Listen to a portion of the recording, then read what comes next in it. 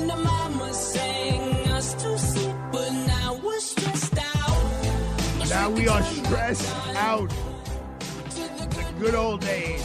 And we have Dr. Christopher Davis online. You know, I hate to say this, but, and I say it with reluctance, but there was that period, Dr. Chris Davis, during the coronavirus, for those of us who were safe, but the world kind of shut down and slowed down, that I got to tell you, it was a very special time, and I'm blessed. I mean, I may be in the minority, but I was blessed with it. Was a positive time in my life. It was the whole world wasn't going a million miles an hour. I mean, my biggest obligation at the time was watching Governor Cuomo at 11 a.m. tell you the update, and then you kind of went on like just living a calm, normal life, and it was a cool time. Am I nuts for saying that, Dr. Christopher Davis, or what? Well, first of all, thanks for having me. I wouldn't say you were nuts for saying that, but I think that it's all relative. I think for a lot of people, it was a time where, you know, there are lots of things that cause stress, but one of the most common things that causes those stressors are trying to figure out how we're going to put food on the table for the families, right? And so when people start to lose jobs and kids are out of school and you're trying to figure out how the kids are going to get educated and they're homeschooling, but who's going to do it? So I think there were just so many factors involved that for the majority of people, I think that they certainly were under more stress than they had been, just trying to figure out, you know, the day-to-day things were so turned upside down that it was just hard to deal with, knowing what to do with those things. Now, yeah, well, all right. Well, let's focus on that for a second, Dr. Chris, because, all right, yes, we got to figure out the kids, but maybe I'm blessed with a very compliant son. But instead of me having to schlep him to school in the morning and get up and having all that stress, well, we got to go, we can't be done, we can't be, he just woke up, washed his face, had a little something to eat, and he sat at the dining room table and turned on a laptop. Within 3 weeks, I get told, not only don't I have to pay my taxes that were due on March 15th until July, but that I'm going to get a check in the mail for free. I mean, I had a moral issue. I was like, I called my dad. I'm like, Dad, I didn't do anything to deserve this check. He goes, really? How much taxes were you going to pay on March 15th? He's like, that, that they're supposed to be there to take care of us. So, I mean, that's my only point. There wasn't that running around like, we got to get up, have breakfast, get the kids to school. Oh, by the way, try to exercise, do some push-ups. Okay, now we dropped the kids off to school. Okay, run here, get to court, bang out the gate. Okay, get to the office, meet with the people in the office. Okay, now you have a lunch thing. Like, wow. I mean, I'm back in that track big time. And you're going to tell me, Dr. Christopher Davis, because I got a 6-month-old daughter, and I need to live until 93 because that's when she'll be 40. So you got to tell me, Dr. Christopher Davis, what do we do? Because I'm not unique. Believe me, I am not unique, at least not in Midtown Manhattan or downtown Manhattan. I am not unique. So talk to us, Christopher Davis. You're a doctor. You work on the heart. You work on stress. Give us some magic. On a Friday night at 6:23 on the Aidala Power Hour, Dr. Christopher Davis, give us some magic. All right, I'm going to give you the magic. I'm going to give it to you straight, okay? And it may sound like it's coming from left field, but I'm going to give you the things that help you deal with stress the best. And a lot of times, and including myself, I teach all of my patients and talk about, well, how do we deal with these stress? I mean, it's easy for your doctor to say, well, you need to kind of release some of the stress. You need to stop being so stressed out. We say that, but what does that mean? In practice, what does that mean? Well, I'll tell you probably the most important thing you can do. The most important thing you can do. Well, let me start a couple ways. One, making sure you get enough sleep. Now, I know that that's tough because when you're stressed out, you may not sleep well, but understanding the importance of sleep, understanding the importance of other lifestyle tools. Obviously, we're going to talk about nutrition. I wouldn't be a cardiologist if I didn't talk about what you're putting in your body. But the other big thing is breathing and breath work. How utilizing multiple different types of breathing techniques, things that you can use with apps on your phone like Breathe and other breathing apps on the phone, how that decreases your sympathetic tone. The big buzzword when we talk about stress is sympathetic tone. How revved up am I? How jacked up am I, should I say, okay? And in today's society, when people are stressed out, that sympathetic tone is super high and out of balance with the parasympathetic tone. So we're all revved. It's called fight or flight. We're all stuck in that fight or flight. So the best way to learn how to bring that sympathetic tone down is to work on some of these breathing techniques. Now, and I mean, that's, again, I can tell you to work on breathing techniques, but where do you learn? I'll tell you the simplest things to do are to use breathing app, breathe. Go to a website called heartmath.com that teaches you some breathing techniques. Lots of books out there on breathing techniques, but if you really want to know how, I mean, the breathing is a big part. Exercise and Tai Chi, things like that are really helpful. Some people feel like that's a little woo-woo, but at the end of the day, if you really want to know what you need to do to help those stress levels, that's what it is. Well, there you go. I mean, it's that simple. So when the worlds feel like they're caving in, I just got to go on an app. It's going to teach me how to breathe. I'm going to feel a little better. Listen, you know what? You know what app I go to, and I'm not pumping it out for any other reason because I use it. I use the Calm app. I'm Tamara Holder, and she just says things nice and calm. Just sit there and breathe and close your eyes. Yeah. That's one of them. But I can tell with you too. Let me tell you something else that I noticed in you in just the conversation already. Right. Some of us are glass half full, and some of us are glass half empty. All right.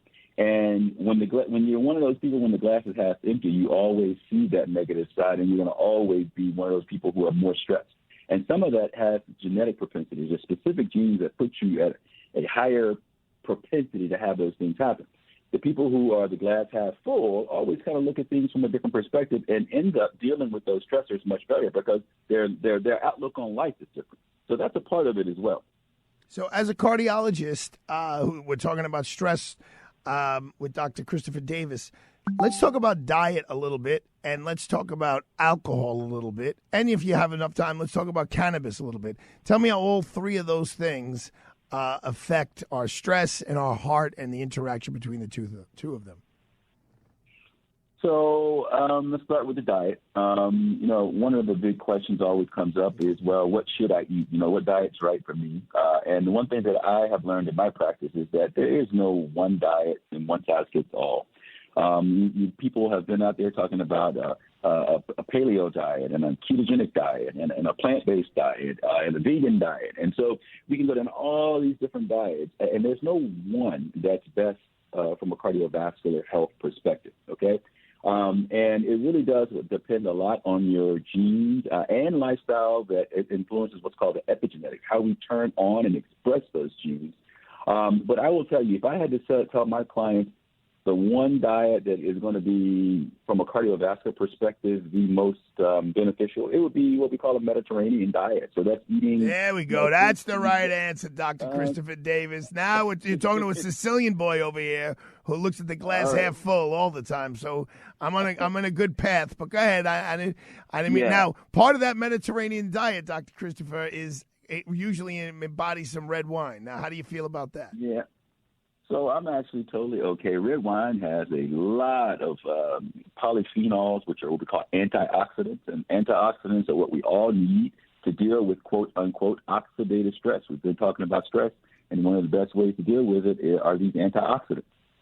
So red wine now, again, okay, don't get me wrong. If you're drinking a whole bottle of wine a night, then there are a lot of negative side effects that come with that. You're probably overshadowing the benefits of the antioxidants with all of the sugar that you're getting with it and the alcohol that then affects your liver.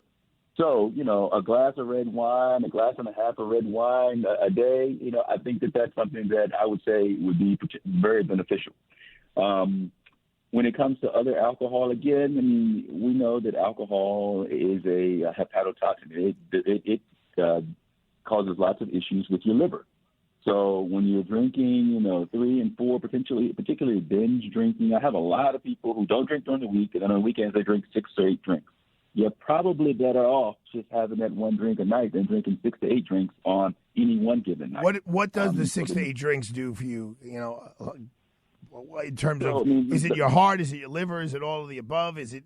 Well, it's typically all of the above, but the most direct effect of it is the liver, which then causes more inflammation, and inflammation really occurs throughout the entire body, causing more oxidative stress. So it eventually affects your brain. It eventually affects your heart. It eventually affects your gut. And so understanding that you as an individual, you're not just one of the things in medicine, we typically look at people from a silo perspective, meaning the heart doctor looks at your heart, the stomach doctor looks at your stomach, and the brain doctor looks at your brain. But at the end of the day, that alcohol is affecting your entire body because it's causing more inflammation and oxidative stress. Wow, here we go. And the last thing, I got a minute and a half left. everyone, cannabis. There's commercials for it now, and who's eating it, and who's smoking it, and who's whatever mainlining it. What is Dr. Christopher Davis, who's a cardiologist, and we're focusing on stress today. What are your thoughts about the cannabis craze, if we could call it that? Well, I definitely think there is a role for cannabis with multiple different medical conditions, particularly issues like anxiety and some pain issues. I do think that we have to be careful, not just like the alcohol.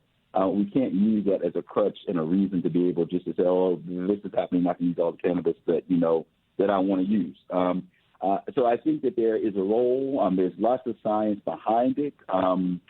I think that we do have to be, again, careful that it's not abused as any other drug or alcohol like we talked about. So I don't use it a lot in my practice. It's not part of my standard treatment regimen. But I do know that there is science, hands down. I have a lot of people who have, in the cancer world, people who have other nausea and vomiting symptoms. I've had some other doctors have prescribed the cannabis to these patients, and they do extremely well. Anxiety, do extremely well. Inability to sleep, insomnia. But Dr. Chris, well. So you're not suggesting when I'm a little stressed out at 11 o'clock on a Tuesday morning because there's a million cases going on and the phone's ringing and I shouldn't be like going into the bathroom and taking 2 hits off a joint, right? That's not what you're telling me to do. I'm not suggesting that. I don't think all as a cardiologist, that's not part of my role to suggest that. No. Well, Dr. Christopher Davis, I really appreciate you finding the time to come on. I mean, I'm very happy that we are celebrating Juneteenth this weekend because in terms of stress, as opposed to throwing everyone out of my house on Father's Day, I get a holiday on Monday, and I hope if you're celebrating, you have a healthy and wonderful time with your family, and I will keep your thoughts in mind when I'm going for my 4th or 5th beer or 4th or 5th glass of wine. Oh, Dr. Christopher Davis is going to be upset with me. So.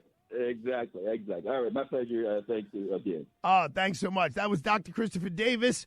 We are going to take a quick break. We're going to come back with John Vito. We're going to come back with maybe a little surprise guest from San Bellino.